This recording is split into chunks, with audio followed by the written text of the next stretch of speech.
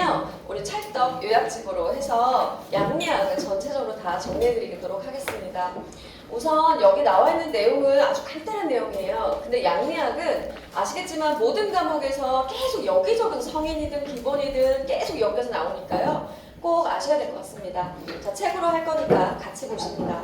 우선 투약에 우리가 기본적으로 파이블라잇이 있어요. 그죠? 파이블라잇이 있는데 시험 문제에서 대부분 파이블라잇 안에서 나오지만 우리가 한 가지로 해서 6가지로 요새 나오고 있어요. 6로 나오고 있는데요. 제가 암기 팁에다가 약용, 배경, 시기 이렇게 했는데 아니 이거는 근데 뭐지? 그럴 수도 있을 것 같아.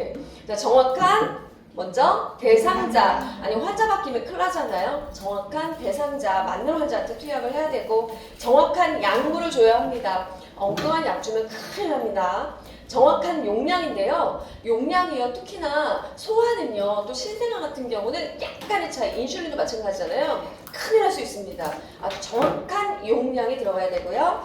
정확한 시간 내에 들어가야 되는데 어떤 약은 식전에 줘야 되고 어떤 약은 식후에 줘야 되고 식간에 먹어야 되고 다 틀려요. 흡수량이 틀려지거든요. 그래서 정해진 시간을 반드시 지키셔야 되고요. 투약 경로요. 어떤 약은 IM만 들어가야 되고 어떤 약은 IV인데 내가 IM 들어가야 되는 약을 IV로 줬어. 이거 어떡하지? 막 이런 경우.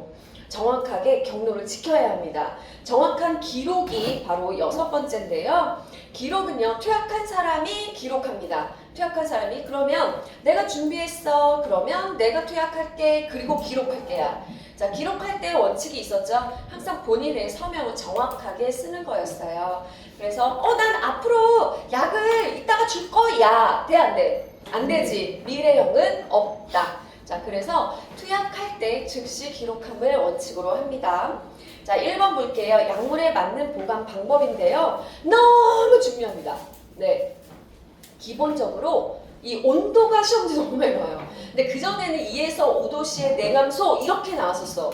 그랬는데 바뀌었죠. 2에서 8도로. 아마 보셨을 거예요. 근데 예전 모의고사나 혹여 시험지에서 2에서 5도로 나올 수도 있는 게요. 8도로 늘어난 약이 있고 5도 내가 있어요. 그래서 넓게 잡은 게 8이에요. 네, 그래서 아마 지금 최근에 나온 문제에서는 2에서 8도씨로 나왔을 겁니다.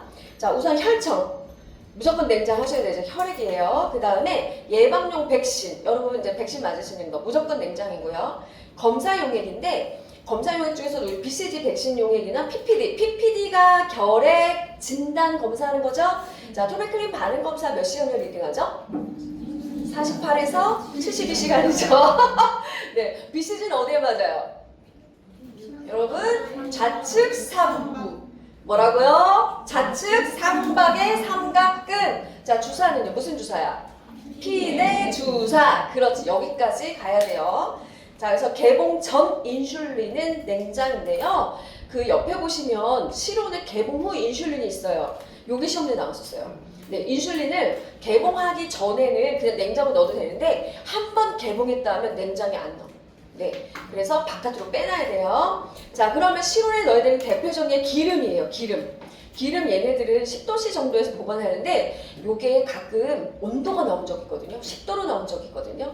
그래서 이 온도도 같이 기억을 좀 해주셔야 되는데 차갑게 복용하셔야지 꿀떡 넘어가. 근데 그 전 시험에 뭐라고 나오지 알아? 이걸 먹었대. 그 기름 종류를 그냥 먹었는데 그 다음에 어떻게 하는 게 좋냐고 나왔는데요. 뜨거운 물로 헹궈서 삼킨다가 답이었어요. 무조건 차갑게가 답은 아니에요. 이렇게 따뜻한 물로 이걸 헹궈서 삼킨다 이렇게 나올 수도 있습니다. 좌약은 우리 질자약도 마찬가지고 항문으로 들어가는 좌약도 마찬가지고요. 질정이나 이런 애들은요 다 우리 몸에 이 점막으로 흡수가 되는 거예요. 온도에 의해서 우리 체온에 의해서 녹아서 점막으로 들어가는 거거든요. 그러니까 난 평소에 약을 먹으면 막 구역질이라고 너무 힘들어 막 이러면 항문으로 들어오죠. 애기들 체온, 그죠? 해열제 너무 막 안 돼. 그러면 그냥 엄마들이 좌약을 넣어줘요. 이렇게. 그래서 혈관이 많이 분포돼 있어서 바로 흡수가 됩니다. 자, 얘네들을 냉장에 넣었다고 생각해봐. 혈관 수축돼서 흡수 잘 안 되겠죠? 그러니까 당연히 실온입니다. 알부민인데요. 알부민이 뭐더라? 맞아요. 단백질이에요. 네, 알부민 30도씨 이하에서 보관을 하고요. 간장 추출물인데 이랬더니 간장! 근데 그 간장이 아니고 여러분들 우리 리버, 간입니다. 그죠? 간은 어디 있어요? 위치가 어디예요? 우상복부. 오, 잘했어. 그래서 어제 했던 거였는데 그러면 간생검 할 때 주사 뭐 맞죠? 비타민 K. 아이고 그래요. 자, 마약류인데요. 마약류는 법규에서도 너무 많이 나오잖아요. 어디 보관하라고요? 이중 잠금 장치. 그렇지. 자, 근데 왜 이중 잠금 장치를 하냐? 이것도 잘 나오거든.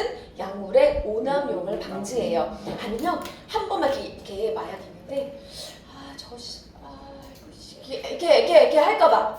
네, 뭔 말인지 아시죠? 그래, 이렇게 할까봐. 그래서 한 번 들어가서 한 번 더. 한 번은 번호고요. 두 번째는 돌리는 거거든요. 그래서 병원마다 틀린데 어디는 열쇠로 여는 게 두 번째로 있는 경우도 있고요. 그래서 무조건 2번 잠가야 해요. 그거 누가 관리해야 된다고? 책임 간호사. 책임 간호사라고 하면 두티당이에요. 두티당. 그러면 대입번은 보통 수간호사고요. 이분일 때는 차지겠죠. 나이트번도 차지가 되는 거야. 그게 책임 간호사라는 거예요. 자, 그 다음에 이제 냉장고 온도 점검은 하루에 최소 2번을 하셔야 돼요. 온도가 너무 갑자기 확 뛰고 확 낮고 우리가 계속 열면 어떻게 되죠? 보통 냉장고는 떨어지죠, 온도가. 그러니까 떨어지는 게 올라가죠. 따뜻해지죠. 그러면 안 돼요. 그래서 온도가 일정 온도 되지 않아요. 이게 안 열려야 돼요. 네, 유지가 그래서 항상 돼야 되거든요. 근데 기록한 온도의 보존 기간 최소 2년입니다. 자, 옆에 보시면 이제 요거 파트에서 이제 한 문제가 많이 나오죠. 약물의 종류와 형태인데요. 액체부터 한번 보겠습니다. 액인데 그냥 약을 물에 녹인 걸 우리가 물약이라고 불러요. 솔루션. 그냥 물약입니다. 자, 물에 섞어서 물약이야. 쉽게 외워. 자, 시럽인데 문제는 시럽하고 엘렉시르의 차이예요. 여러분 요거 문제 풀다가 이게 뭐야 이러지 않았어요? 예. 시럽은 나 맞아 우리 애기들 시럽 줬잖아. 열났을 때 수학과 같은 시럽 줬잖아. 근데 그거 혹시 먹어본 적 있어요? 여러분? 엄청 달아요. 거기 설탕이 들어가 있어서 그래요. 요 차이입니다. 첫 번째. 근데 엘렉시르는 에탄올을 섞어요. 거기다가 알코올 성분이 들어가요. 요거 차이예요. 그러면 시럽이라는 건 물에 설탕에 약을 섞은 거예요. 그러니까 애기들이 딱 먹기 좋아요. 소화용이다. 근데 요거 안 되는 사람이 누굴까? 당뇨 환자요. 당뇨 환자는 시럽을 줄 수가 없어요. 자, 엘렉시르는요, 물에다가 에탄올, 알코올을 섞고 거기에 설탕과 물이 들어가요. 그러니까 수용액이나 알코올을 함유한 달콤한 물약이다. 이렇게 나오는 건데, 자, 이거 안 되는 사람 누굴까? 물이니까, 술이니까. 금주 중인 사람. 에탄올이니까 안 되지. 또 누구? 소아 환자 안 돼요. 애기들. 애기들을 엘렉시로 주면 큰일 나요.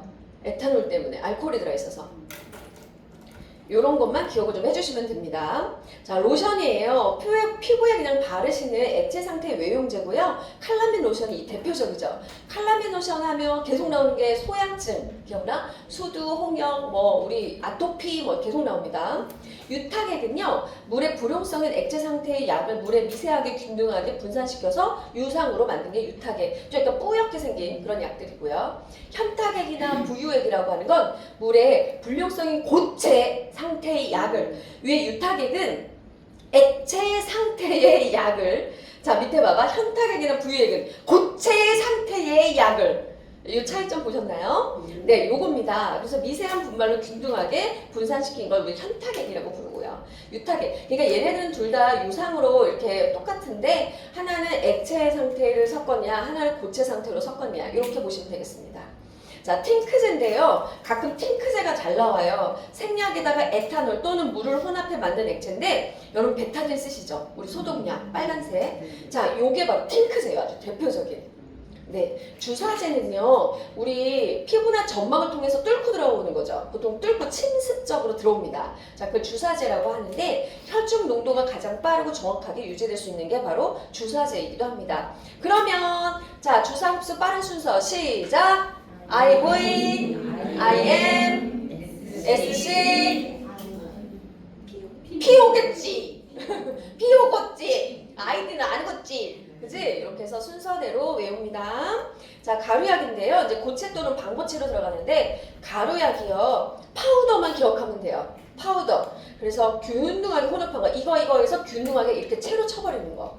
자, 그다음 캡슐 약인데요. 캡슐 약을요, 이 캡슐에 싸는 거거든요. 근데 그 캡슐은 내가 여기서 흡수가 될지 여기서 흡수가 될지 따라서 그 캡슐이 달라진다. 그러니까 우리 마음대로 이렇게 쪼개고 막 분말 형태로 만들어버리면 소화가 흡수가 달라집니다.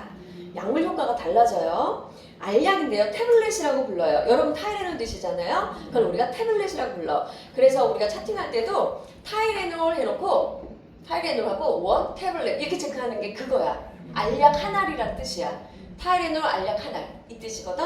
그래서 병원에서 나중에 기록할 때 이런 거 많이 보실 거예요. 그러면 아 알약 한 알이란 뜻이구나 태블릿. 자 이렇게 기억을 하시고 요거는 결정성 약이나 가루약들을 어떻게 단단하게 이렇게 단단하게 압축해서 동그랗게 만들어버린 거거든요.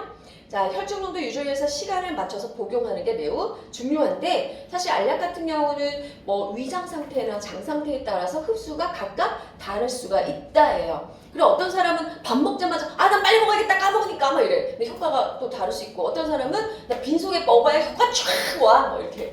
속은 굶겼으겠지. 자 이렇게 개인마다 또 다를 수 있어서 혈중 농도를 똑같이 할 수는 없다. 그 여기서 퀴즈. 혈중 농도를 똑같이 맞출 수 있는 것은 무엇입니까? 정맥주사겠지. IV겠지. 그치? 아니면 혈관에 그냥 바로 직방했는데 이거만큼 확실한 게 어딨어? IM도 틀려. 그치? IV가 가장 정확하다. 이것도 기억합니다. 연고인데요. 우리 OET라고 불러요. 피부에 도포할 수 있는 적당한 조도의 균등한 반고용의 외용제, 피부에 도포한다. 바르는 거죠. 자, 그 다음에 좌약인데요. 얘는 항문이나 요도나 질에 삽입하는 거고 어디에 보관하라고요? 실온! 냉장에 절대 넣지 않습니다. 자, 넘겨보실게요. 78페이지입니다. 요거 약물용기의 형태와 특징인데요. 우선 제가 요거 이번에만 좀 특이한 게 하나 있었어요. 문제 풀다가 그전에는 과산화수소가 계속해서 기밀용기로 시험 문제에서 항상 요거만 나왔거든요. 처음으로 다른 모의고사에서 과산화수소가 차광용기로 나왔습니다. 그래서 제 책에는 근데 제가 안 써놨어요. 왜 안 써놨냐면 헷갈릴까봐. 근데 원리를 이해하면 1, 2, 3, 4, 5를 봤는데 나머지는 상관이 없고 요것만 그나마 좀 빛의 영향을 받는다. 과산화수소 그런 느낌이라고 보시면 돼요. 차광인 거예요. 그래서 그러니까 의미는 그래요. 용기 자체로 보자면 원래 기밀 용기가 맞지만 보관 방법에선 차광이 맞아요. 그러니까 이런 식으로 기억을 하셔야 되고 나머지 4개를 보시면 돼요. 하나 틀렸네. 이렇게 제끼는 겁니다. 밀봉 그러면 멸균 용기예요. 병원에서 우리 앰플바이알 하잖아. 그럼 얘네들이 뭐야? 바로 밀봉, 멸균이어야 하지. 그치? 외과적 무기법으로 준비를 하니까 내용물의 미생물 등의 침입으로 오염의 염려가 없도록 만들었습니다. 바이알과 앰플입니다. 별표. 자, 비밀 용기인데요. 약물 내용의 액체 곡체인 것에 수분의 침입과 손실, 오염 방지를 위한 용기고 뚜껑을 열고 닫고는 할 수 있어. 근데 밀봉이나 멸균 용기는 뚱 오픈하면 끝이잖아. 그치? 그렇지만 얘는 열고 닫을 수가 있거든요. 자, 요겁니다. 요게 바로 기밀 용기다. 근데 외부로 막 들어와? 못 들어와? 못 들어와요. 외부에서. 함부로 막 들어오진 않아. 근데 열었다 닫았다 할 수는 있지. 자, 밀폐. 집에서 아마 밀폐 용기 많이들 쓰시잖아요. 엄마들. 그죠? 네, 약물을 저장하는 동안 손실, 파손, 이물의 혼합을 그냥 막기 위한 것 뿐이에요. 단지 다른 건 섞이지 않게만 하는 거야. 밀폐. 우리 밀폐란 단어 쓸 때 집에서 반찬 같은 거 보관할 때 그죠? 섞이지 않게 밀폐해 이러잖아 엄마들이. 그거 생각해. 그래서 꺼지나 소록송 등을 담아두고 여다 두는 거. 왜? 우리 꺼지도요 병원에서 보시면 캔이 있잖아요. 거기에 이렇게 칸이 있거든요. 여기 2x2, 4x4 이렇게 해서 종류별로 넣을 수 있게 돼 있어요. 그렇게 하는 걸 우리 밀폐. 네, 그런 느낌이라 보시면 되고 차광. 차광이니까 빛이 들어오면 안 돼. 이렇게 보시면 돼요. 자, 그러면 약물을 빛으로부터 차단하기 위한 목적이 어떤 갈색의 용기거든요. 대부분이 색깔이 다 갈색이에요. 과산화수소가 나왔어요. 네, 근데 나머지는 근데 말도 안 되는 게 나오긴 했어요, 사실. 네, 그래서 과산화수소는 산소가 얘가 딱 노출되면 어떻게 해요? 뽀르르르르 그죠? 기억나시죠? 산화가 되죠. 그럼 소독 효과가 나타나죠. 그래서 과산화수소를 사용할 때 언제 사용하죠? 아는 대로 다 불러보실래요? 머리카락에 피가 물었을 때, 그치? 혈액이 묻었을 때, 또 구강에 백태 낀 혀에 죽은 조직을 제거할 때, 또 기관 절개간의 내관. 하나같이 피딱지가 눌러붙고 달라붙은 거, 그죠? 요런 거에 쓰는 게 과산화수소거든요. 그러니까 용기에서도 이런 거를 이제 공부하실 때도 아, 빛이 닿으면 얘가 뻘럭 하겠구나. 그러니까 빛이 차단되는 용기에서 내가 열고 닫을 수 있게 되어 있겠구나. 이렇게 보셔야 됩니다. 자, 그럼 차관에서 또 NT지요. 니트로글리세린이요. 대표적인 거. 요것도 아마 보셨을 거예요. 자, 뒤에서 이제 약물에서 나오니까 그래서 다시 설명을 드릴게요. 79페이지 보시면 약물의 작용과 종류입니다. 자, 국소작용, 전신작용, 선택작용. 먼저 요거 세 개를 볼 건데요. 국소라고 하면 고기만 하는 거야. 딱 고기만 하는 거야. 내가 여기를 꼬매야 돼. 그럼 여기만 하지 않겠어? 그죠? 그래서 우리가 그거를 국소 마취 혹은 국소 작용 이렇게 얘기하고요. 전신이라고 하면 혈액이 전신으로 싹 돌면서 효과가 있어야 돼요. 그러려면 대부분이 IV로 들어가겠죠. 그죠? 아니면 IM이기도 하겠지만 시간이 걸려 IM은요. 선택작용은 항암제예요. 그래서 여러분 요게 가끔 나와요. 선택작용으로. 제가 만약에 갑상선 암이에요. 그럼 여기에서만 딱 이 균만 죽여야 돼. 이 암세포만 죽여야 되니까 이에 관련된 약을 쓰겠죠. 선택적으로 얘만 죽여야 되죠. 이 애만 죽인다니까 특정 장기 조직에만 쓴다. 그래서 우리가 선택이다. 선택작용이라고 합니다. 자, 직접작용